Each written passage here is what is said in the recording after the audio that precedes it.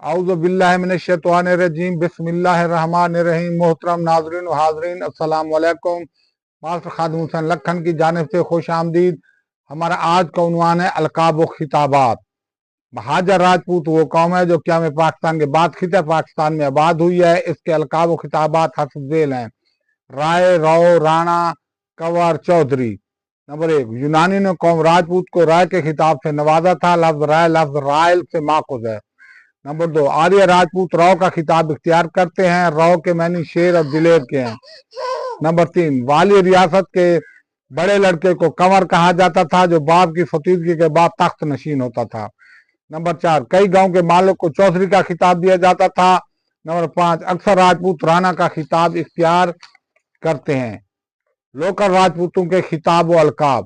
Local Rajput وہ راجپوت ہیں جو قیام پاکستان سے قبل خطہ پاکستان میں آ کر آباد ہو گئے تھے، مثلا لنگاہا راجپوت، چنر راجپوت، مترو راجپوت، بابے راجپوت، ارائیں راجپوت، لکھن راجپوت، بھٹی راجپوت وغیرہ وغیرہ۔